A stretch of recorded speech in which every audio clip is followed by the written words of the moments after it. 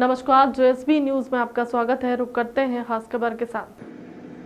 आपको बता दें कि पुलिस आयुक्त मकरंद देशकर ने आरोपी के खिलाफ अपने न्यायालय में प्रस्तुत प्रकरण की सुनवाई करते हुए ट्रैफिक नियमों का उल्लंघन करते हुए एक अनोखी सजा सुनाई है, जिसमें कुख्यात बदमाश को किसी प्रकार के निजी 2 और 4 पहिया चलाने और उसकी सवारी करने से प्रतिबंधित कर दिया है। 10 जनवरी 2023 से वह किसी भी निजी 2 पहिया और 4 पहिया वाहन को ना तो चला पाएंगे और ना ही उसकी सवारी करने के लिए बैठ पाएंगे।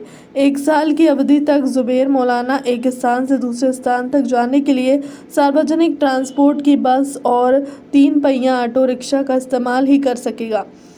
उसने अगर इस दौरान उसे निजी वाहन चलाते देखा गया तो न्यायालयीन आदेश के उल्लंघन के आरोप में गिरफ्तार कर सेंट्रल जेल भेज दिया जाएगा। न्यू ईयर के आसपास गाड़ी पर स्टंट करने की वो एक कार्रवाई की थी, जिसका संज्ञान माननीय पुलिस आयुक्त महोदय ने लिया था कि ये तो राज्य में सुरक्षा के लिए, सड़क सुरक्षा के लिए भी और इस तरह से स्टंट करने पर ओवरऑल जो है वो ट्रैफिक की और बाकी नियमों की धज्जियां उड़ाने के समान है।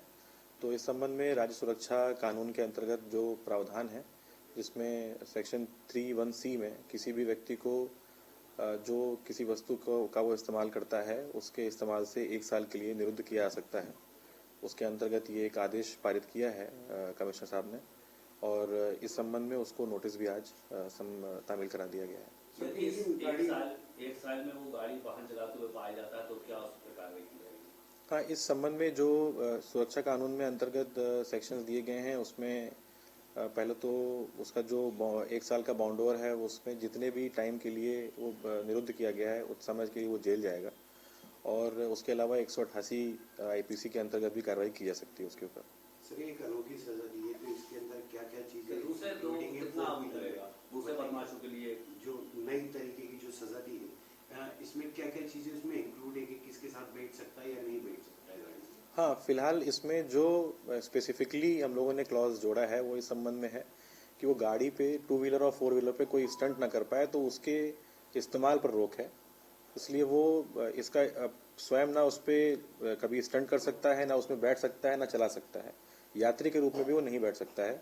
उसको पब्लिक जो ट्रांसपोर्ट के वो हैं बस या फिर बाकी चीज़ें ऑटो रिक्शा, उस पर वो जा सकता है।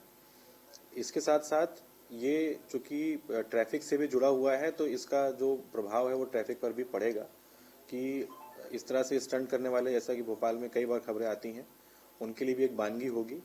होपफुली इसमें ये जो स्टंट करने वाले हैं इनमें भी इससे थोड़ी कमी आएगी।